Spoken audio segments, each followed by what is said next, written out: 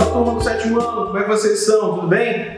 Continuando aqui na nossa aula de terça-feira, agora a nossa aula de literatura. Bem, na nossa aula anterior nós vimos que nossos três personagens, Patrícia, Bruno e Linus, já tiveram um certo encontro, lógico, de uma forma indireta. E aí na nossa aula de hoje nós vamos finalizar a primeira parte do nosso livro, que nós já lemos, né? A parte do Welcome. Então nós vamos finalizar essa parte, para que aí na próxima aula nós já vamos entrar na outra parte desse livro. Tudo bem? Então vamos lá na nossa leitura? Vem comigo! Vamos lá! Capítulo 5. Linus o viu ainda no avião. Pensou que fosse brasileiro. Não sorria. Tinha mesmo uma expressão triste e distante no rosto cansado. Mas era como imaginava ser um garoto brasileiro e Linus se aproximou. Quis conversar. Disse que tinha uma bola e finalmente perguntou se ele gostava de futebol. Decepcionou-se diante do olhar vago e desinteressado de Bruno. Impressionou-se especialmente com um sorriso que emergiu de seus lábios. Nunca vira nada mais triste. Apesar disso, insistiu um pouco mais. Perguntou o seu nome e antes que ele respondesse, apresentou-se. Soube que ele se chamava Bruno Babel. Morava em Basileia, Suíça. Identificou-se como suíço, mas Linus não se convenceu. Bruno insistiu. Brasileiro não, suíço. Linus falou sobre futebol. Jogava no time da escola. Torcia pelo Hertha. E tinha um autógrafo de 2 brasileiros que jogavam nesse mesmo time, acrescentando que os brasileiros eram os melhores jogadores do mundo. Desanimou ainda mais ao notar que Bruno não demonstrou o menor interesse. Disse que adorava esquiar e ensimesmou-se, deixando-o sem resposta. Linus despediu-se e voltou para a poltrona. Sentou-se e continuou calado o resto da viagem. Seu grande problema. Além dos inevitáveis bom dia, boa tarde, boa noite, como vai? Ou tudo bem? Que o pai lhe ensinara ainda em Berlim. Por sinal, o vocabulário dele mesmo não ia muito além dessas poucas e imprescindíveis palavras. Linus não falava mais nada em português. Insistira para que, assim que chegassem, o pai encontrasse alguém que pudesse ensinar aquela língua que o próprio pai insistia em chamar de brasileiro, e ouvira uma promessa muito vaga que procurava acreditar que seria cumprida. Linus apontou para a favela e tinha um espanto nos olhos. Favela foi uma das primeiras coisas que viu um pouco depois de saírem do aeroporto. Trafegavam pela linha vermelha e os 2 funcionários da empresa que os receberam conversavam com o seu pai num metálico, frio e indiferente jargão comum a informações profissionais. De um momento para o outro, a curva elevada despencou para uma longa reta e a favela se materializou à direita. Linus apontou-a e o jovem negro sentado ao seu lado sorriu e informou: Favela da Maré. Linus sacudiu a cabeça, não que tivesse entendido muito o que ele falou em seguida, e a palavra favela ficou pairando em sua cabeça sem uma definição muito clara, ou pelo menos encaixava em qualquer coisa que já tivesse visto antes. O que era a favela? Imaginou que se tratasse de um bairro pobre, era possível perceber. Não olhou muito. Uma pipa ondeava no céu azul e a ela somaram-se rapidamente outras 4 ou 5. Um ônibus cheio passou por eles. Garças brancas claravam sobre uma longa extensão mal cheirosa de uma água escura. Viu um campo de futebol e, no que o viu, esqueceu-se de tudo o mais. Crianças corriam atrás de uma bola. Identificou uma menina entre muitos meninos. 2 deles eram bem habilidosos. O sol brilhava forte e entre seus raios dourados, corpos magros driblavam adversários. Poeira redemoinhante, desprendendo-se dos seus pés descalços. Gritavam. Um agitou o braço, insistindo para que a bola lhe fosse passada. Suor, esforços. corpos magros torcendo-se, distendendo-se numa movimentação interminável, hipnótica. Grudou o rosto no vidro da janela e, encantado, os viu se perderem na distância, coração ansioso, pensando na bola que carregava na mochila, na necessidade inadiável de aprender português, nas outras tantas coisas que iria ver. Capítulo 6. Não havia ninguém esperando por ele no aeroporto de Natal. Foi, voltou, sentou-se, olhos procurando o relógio, qualquer um, todos aqueles que apareciam pelo caminho, a começar pelo que carregava no pulso direito. Ninguém aparecia. Nenhuma tabuleta com o seu nome ou sobrenome. Nada. Olhou para um e para outro. Alimentou esperanças frustrantes e inúteis sempre que alguém parecia vir em sua direção. Sorriso amplo, amistoso, reconhecendo-o. Nunca se sentiu tão só e abandonado na vida. Todos iam e voltavam. Sorrisos, rostos anônimos, muita gente entrando e saindo. Através de um dos telefones públicos, insistiu e insistiu até conseguir uma ligação para casa. O telefone tocou até que, finalmente, a secretária eletrônica anunciou que não havia ninguém para atender. Onde estaria o seu pai? Tentou ligar para o jornal onde ele trabalhava. Não conseguiu nada além de ouvir uma gravação da companhia telefônica local informando que não fora possível completar a sua ligação. O celular não atendia. O que fazer? Não tinha nada além do endereço em Natal e hesitou por bastante tempo, sem saber se deveria ir até aquele lugar em um ponto qualquer daquela cidade desconhecida. Sentou-se e ficou pensando. Tentou ler uma revista, mas as palavras embaralhavam-se de modo perverso diante de seus olhos. Nas folhas da revista, nas placas e tabuletas, em qualquer direção que olhasse, dobrou e desdobrou um pequeno pedaço de papel onde escrever o endereço da avó. Dúvidas. O que fazer? Continuar esperando ou procurá-la? Tentar ligar novamente para o pai na Suíça? Felipe Camarão. Seria o nome do bairro? Onde ficaria? Toda cidade é grande e assusta quando não se conhece sequer a rua em frente ao aeroporto. Pensou, dobrando mais uma vez o pedaço de papel e guardando no bolso do casaco. O calor o fez tirar o casaco um pouco depois. Rua Câmara Cascudo, 21, Felipe Camarão. Isso é bem longe. A voz soou repentina, mas amistosa em seus ouvidos. Era um homenzinho sorridente e careca, olhinhos agradáveis e brilhantes, praticamente fechados em meio a dobras de gordura. Barba por fazer, mãos rechonchudas, dedos pequenos, a maior parte deles enfeitados com anéis. Ao percebê-lo sentado ao seu lado, Bruno encolheu-se, defensivo, e apressou-se em dobrar mais uma vez o pedaço de papel que tinha nas mãos. Você se assusta fácil, não, menino? Observou ele, uma barriga saliente e peluda, aparecendo sob a camisa apertada. Bruno olhou de cima a baixo, desconfiado. Você fala minha língua ou não? Insistiu o recém-chegado. Pode me compreender? Muito bem, respondeu Bruno. Silêncio. O persistente a olhar de parte a parte. Examinaram-se. Pode me chamar de Ranulfo. O homenzinho de bochechas vermelhas estendeu uma das mãos e a ficou vendo pairar no ar, sem que Bruno a apertasse. Por fim, recolheu-a e, depois de olhá-la, fixou os olhinhos nele e observou. Desconfiando, hein? Não te conheço. Eu já me apresentei. Eu ouvi. Então, o que o senhor quer? Puxa, eu ia lhe fazer a mesma pergunta. Como é que é? Quer ir até Felipe Camarão? O silêncio obstinado de Bruno pareceu estimular ainda mais a loquacidade sorridente de Ranulfo. Alguém vinha buscá-lo? É isso? Não? Nova troca de olhares.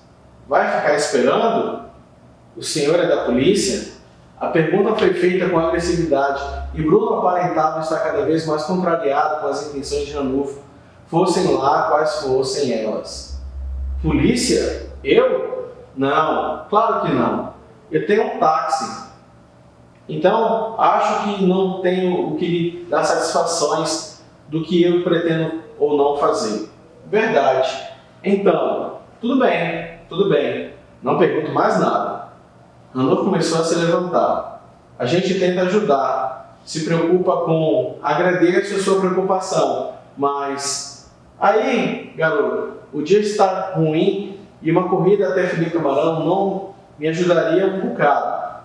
Tem filhos, garoto? Eu? Claro que não. Pois eu tenho, e são 9 bocas e barrigas para alimentar. Foi por isso, e apenas por isso, que resolvi te apurrinhar com: ah, me desculpe, é que eu estou nervoso? Não, sei como é isso. Há alguns anos eu tentei a sorte e pedi para um parente me buscar na rodoviária de São Paulo, me deixar passar uns tempos na casa dele até um sorriso amargo. Anuviou brevemente a expressão sorridente no rosto rechonchudo de Ranulfo. Sabe de uma coisa? Se não fosse por um conterrâneo que dirigia um táxi na rodoviária, eu certamente estaria apodrecendo por lá até hoje. Ninguém apareceu? Ninguém. Ranulfo tornou-se sentar e mais uma vez sorriu ao informar. Foi por isso que vim até aqui. Você está indo para lá e para cá há um tempão, e lembrei de mim naquela rodoviária enorme, morrendo de fome e cheio de medo de tudo e de todos. Olha, o constrangimento de Bruno era evidente. Não esquenta, garoto. Entrou por um ouvido e saiu pelo outro. Ranulfo apresentou-lhe o mais largo e apaziguador dos sorrisos antes de insistir. E então, quer ou não quer que eu te leve até... Apontou para o pedaço de papel que Bruno tinha numa das mãos. Felipe Camarão, você conhece? Se a gente não sair logo, aquilo lá é grande e perigoso se ir à noite. Tem pelo menos o endereço? Sabe onde é? Saber direitinho, para ir direto e reto. Eu estaria mentindo se dissesse que sei. Vai me levar? Pode me pagar? Ora, mas é claro, então eu posso te levar. Ranulfo, solícito, ajudou com as malas. Puxa, isso aqui está bem pesado, hein? Observou ao guardar a maior delas no porta-malas do táxi. Sacudiu, sorridente, e insistiu. O que tem dentro? Algum tesouro? Roupas, respondeu Bruno, enquanto entrava. Puxa, está de mudança? É? Quem sabe? O táxi avançou vagarosamente pela cidade e enveredou por meia dúzia de avenidas e ruas até alcançarem as praias. Ranulfo, sorridente, incontrolavelmente falante, afirmando: é o que temos de melhor, garoto. Pode olhar com calma e depois diz para mim: você já viu o mar mais lindo do que este? É claro que não. Não tem Rio de Janeiro, nem Bahia, nem Ceará, ou qualquer lugar aí fora. Esse mar é ouro puro. O Havaí. Que Havaí que nada, abestado. Não tem praia mais linda do que essa. Olhe, vai olhando, não precisa ter pressa. Bruno se preocupou. Aquela angustiante sensação de desamparo, de absoluto desconhecimento, o oprimiu no banco traseiro do táxi. Não sentia nem um pouco a vontade e um crescente arrependimento começou a inquietá-lo. Não sabia para onde estava indo, e mesmo se era a direção certa. Tudo era novo, tudo era precário, tudo assustava. Até aquela beleza paradisíaca que Ranulfo defendia com unhas e dentes. A cabeça girava, encontrava dificuldade para entender o que ele dizia. Olhava para a esquerda e para a direita e tudo lhe parecia apavorosamente igual e hostil, a começar pelos intermináveis sorrisos de Ranulfo. Foram erro. Foram erro? Certeza e dúvida digladiavam-se em sua mente. Chegou a pensar em pedir que parasse. Desistiu. temia o interior daquele carro e a companhia de um homem que mal conhecia, mas estar fora dele ainda era mais assustador. Estaria no meio de uma cidade inteiramente desconhecida e à mercê da própria ignorância. Medo, muito medo, todo medo no mundo, medo que nem os sorrisos, o jeito bonachão e solícito, muito menos a grande loquacidade de Ranulfo conseguiram amenizar. Mais uma vez quis desistir, parar. Pensou em Ranulfo, e se ele se sentisse ofendido, o que aconteceria se ele se zangasse?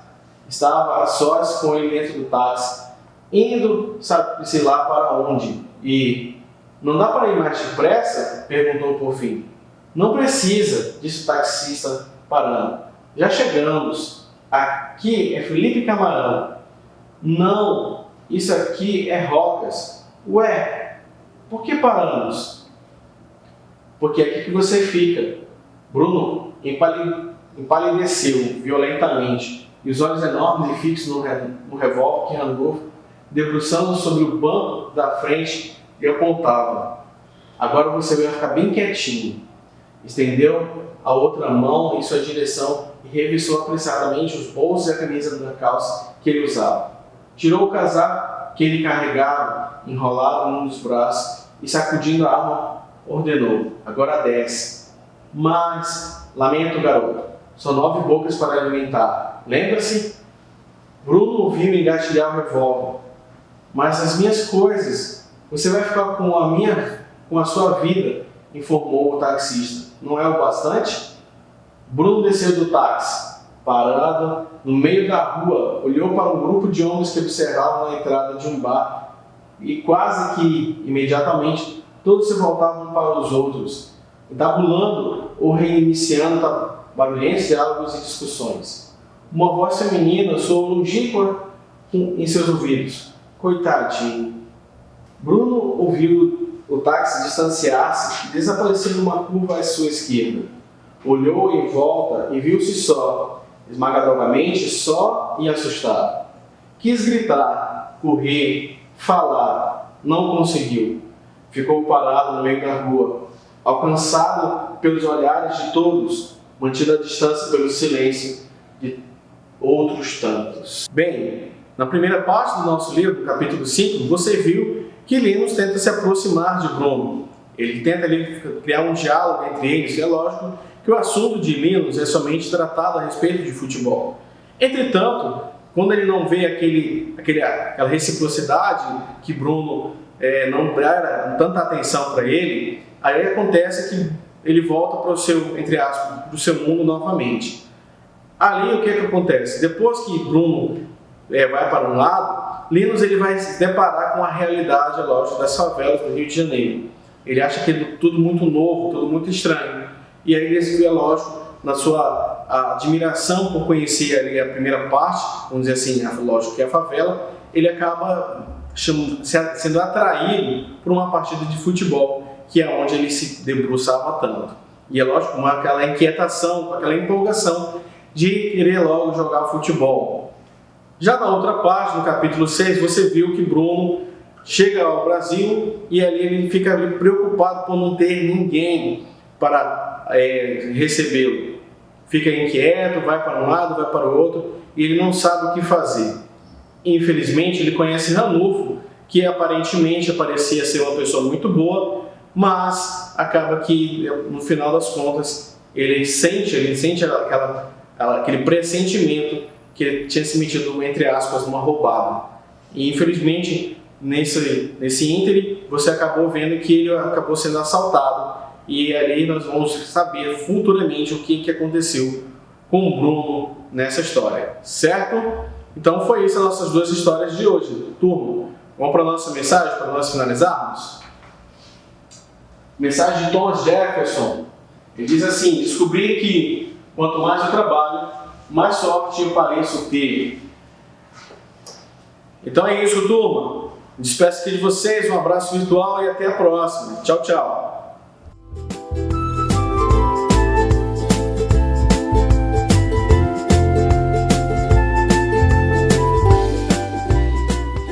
Olá, turma do 7º ano, como é que vocês estão? Tudo bem? Aproveitaram aí bastante, né? Final de semana e no seu feriado. Bem, eu espero que você esteja bem e que nós possamos aqui aproveitar nosso início de semana com a nossa aula agora de produção de texto. Nós estamos falando justamente nesse último bimestre a respeito do gênero entrevista. Então, nesse momento, eu vou dar somente um exemplo para vocês como é feita uma entrevista, lógico, de uma forma muito mais formal. Então, eu vou dar aqui um exemplo, são algumas perguntas e respostas a respeito de um assunto, e aí, no caso, depois eu vou passar um exercício para que vocês façam. No final da nossa aula, eu vou passar um exercício para vocês. Eu vou somente revisar o que nós já vimos, e vai ter algumas diferenças, então não é tão necessário você anotar dessa vez, tá? Então, na próxima aula, eu quero que também você já anote, que aí eu já vou trazer outros tipos de entrevista.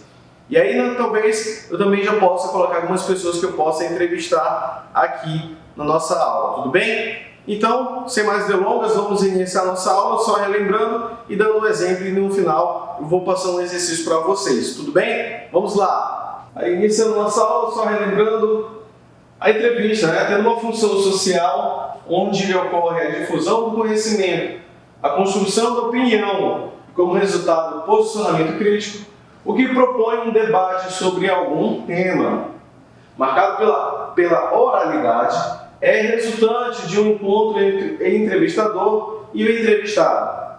Geralmente o entrevistado é a figura que destaca por alguma experiência de vida, por algum estudo, por um livro publicado, pelo recebimento de algum prêmio, etc.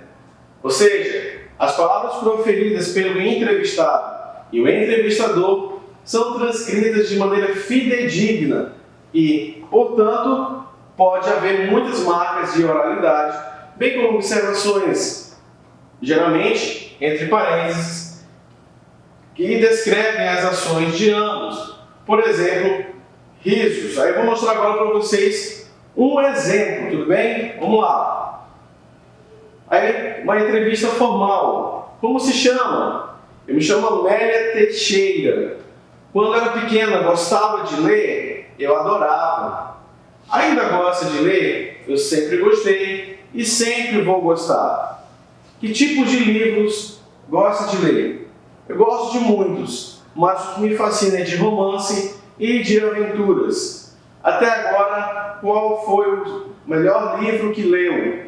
A Culpa das Estrelas, de Nicholas Sparks. No caso aí, você observou que não tem aquela questão de linguagem coloquial, gírias, ou às vezes também aquelas questões que nós vimos agora há pouco, tipo risos, ou aqui o entrevistado disse ali na sua forma, né? Vamos supor, ele citou um ditado, mas poderia ser analisado entre parênteses o que significaria aquele ditado dentro da entrevista. Então isso faz parte. Então nós vimos aqui somente um exemplo que vem com poucas perguntas. É lógico que nós poderíamos colocar aqui muito mais. Entretanto, qual é o exercício que eu quero para vocês? Vou dar duas sugestões de exercícios para vocês. A primeira é você analisar uma entrevista, mas não uma entrevista assim rápida de 5 ou 10 minutos.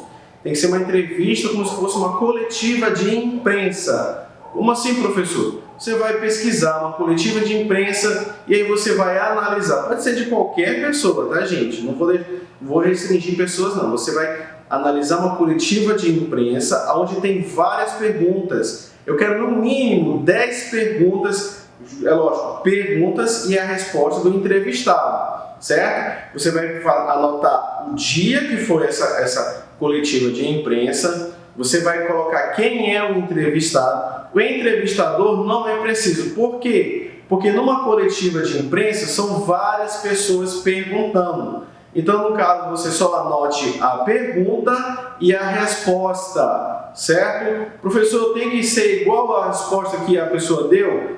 Com certeza tem que ser igual à resposta que a pessoa deu, certo? Por quê? Se você faz uma análise própria aquele que está entrevistando, vamos dizer assim, do repórter, então você tem que colocar também a resposta fidedigna com aquilo que nós vimos, igual ao que o entrevistado está respondendo, certo? Qual é a outra opção, professor? A outra opção, se você, é lógico, tiver acesso, é procurar em revistas. Nas revistas é um pouco mais fácil. Por quê? Porque nas revistas já estão editados, já estão ali descritos de uma forma já totalmente fidedigna e ali já tem as perguntas e respostas. Somente você só faria a transcrição. Então, são essas duas opções. É lógico, se você tiver, como eu disse, a opção da revista, no mínimo são 10, eu quero 10 perguntas com 10 respostas, certo? Lembrando, eu quero o nome do entrevistado. Vamos supor, você vai entrevistar alguém que é uma patente alta, alguém que é muito importante. Vamos supor, é um jogador de futebol. Aí você tem que colocar fulano, jogador de futebol do time tal. Então aí você tem que especificar, ser bem específico naquilo que ele está atuando no momento, certo? Então assim, faça isso, é lógico, lembre-se, anote ali também a data. Professor, mas isso eu não consegui. Você vai conseguir, não se preocupe, só basta você ir pesquisar de uma forma legal. Outra coisa também professor, não tenho revista. Pesquise também na internet, que pode ter também essas entrevistas já ali anotadas. Certo, turma? Vamos para a nossa mensagem, para nós finalizarmos? Mensagem que vem de Carlos Fox. Ele diz assim: digno de admiração é aquele que, tendo tropeçado ao dar o primeiro passo, levanta e segue em frente. Então é isso, turma. Vamos finalizando por aqui. Eu desejo para você um abraço virtual e até a próxima. Tchau, tchau.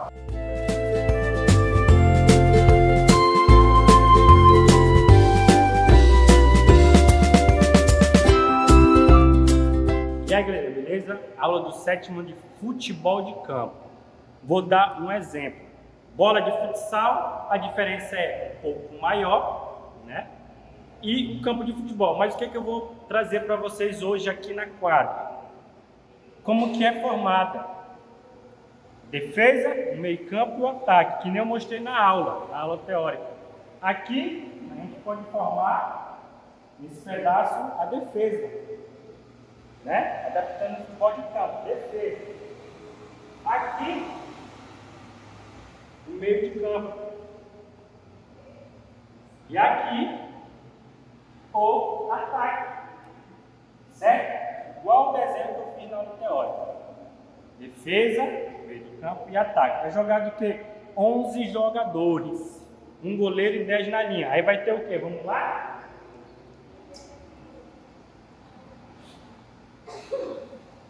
Goleiro. Um zagueiro aqui e outro aqui, 2. Lateral esquerdo.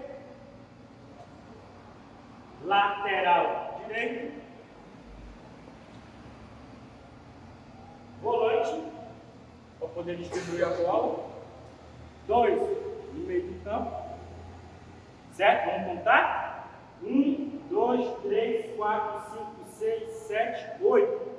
E 9 e 10 para 2 atacantes, onde vai fazer o gol. Esse é o sistema tático do futebol de campo. Tá, o que mais que a gente pode saber? Passe, que é que nem o do futsal, e chute. Fundamentos, entendeu? Que é o que aqui, ó. O passe. Outro fundamento, que é o domínio, só que já no campo. A gente já não vai conseguir dominar assim, porque eu vou dar o passe. Volta do campo, já vou dominar aqui, ó, conduzindo ela para poder finalizar no gol, certo? Então tem essa diferença técnica, que é o passe e o domínio. Então o domínio do futebol do campo é como aqui, ó, já domina, né? Ó, vou dominar, já domina,